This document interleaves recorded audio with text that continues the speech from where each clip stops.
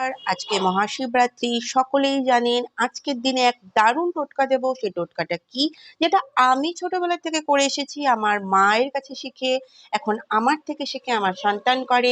যারা আমাকে চেনে তারা জানে আমার বাড়িতে দীর্ঘদিনের পুরনো একটা বট গাছ রয়েছে। সেটা আমার বাপের বাড়িতেও ছিল, অ্যান্ড আমার বিয়ের পর আমি নিজের বাড়িতেও একটা দীর্ঘদিনের পুরনো একটা বট গাছের বনসাই করে রেখেছি। বট গাছটা কেন, যে ক্রিয়াটা করব সেটা বট গাছের তলায় করতে হয়। তো আমরা শহরাঞ্চলে থাকি, আমাদের সম্ভব হয়ে ওঠে না অধিক রাতে কোনো বট গাছের তলায় গিয়ে এই ক্রিয়াটা গিয়ে করা। এই ক্রিয়াটা যদি আমরা করে থাকি, মানুষে বলবে নিশ্চয়ই কোনো টুকটাক করছে।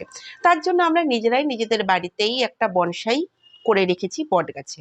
তো কাজটা কি, কাজটা হলো শিবরাত্রিতে, শুধুমাত্র শিবরাত্রির দিন আমরা এই কাজটা করতে পারি। কখন?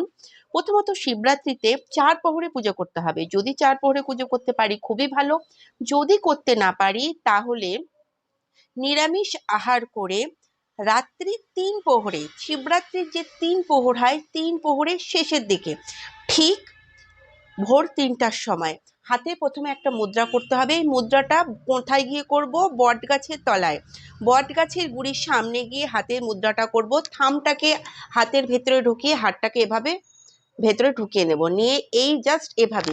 এটাকে কি মুদ্রা বলা হয়? এটাকে বলা হয় মোহিনী মুদ্রা। এই মুদ্রা বলে আমি আমার ইচ্ছাটা বলবো। সেটা যে কোনো ইচ্ছা হতে পারে, যে কোনো ইচ্ছা। বাচ্চা হচ্ছে না, ভালো পড়াশোনার রেজাল্ট করতে চান, বিয়ে করতে চান, মনের মানুষকে পেতে চান, যে কোনো ইচ্ছা হতে পারে। ইচ্ছাটা আমাকে বলতে হবে কতক্ষণ, 5 মিনিট ধরে আমাকে ইচ্ছাটা বলতে হবে। দেন বট গাছের গোড়ায় দেখতে পাবো অনেক বটগাছের শিকড় বেরিয়ে আসে, যেটাকে আমরা বটগাছের ঝুড়ি বলে থাকি।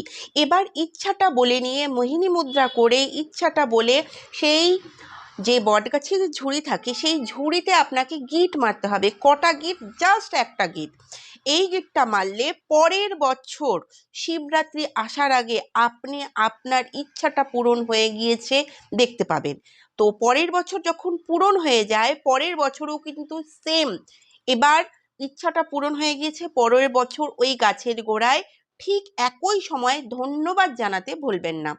এই ক্রিয়াটা করে দেখুন, প্রত্যেকের কিন্তু এই ইচ্ছা পূরণ হয়। আমি এটা নিজে করেছি আমার মায়ের কাছ থেকে শিখে নিয়ে, অ্যান্ড এখনো প্রত্যেক বছর আমি 4 প্রহরে পূজা করে এই ক্রিয়াটা করে থাকি। এই ক্রিয়াতে অসাধ্য ইচ্ছা পর্যন্ত পূরণ হতে দেখেছি। তো এই টিপসটা আপনারা করে থাকুন। হর হর মহাদেব। ভালো থাকুন। রাধে রাধে।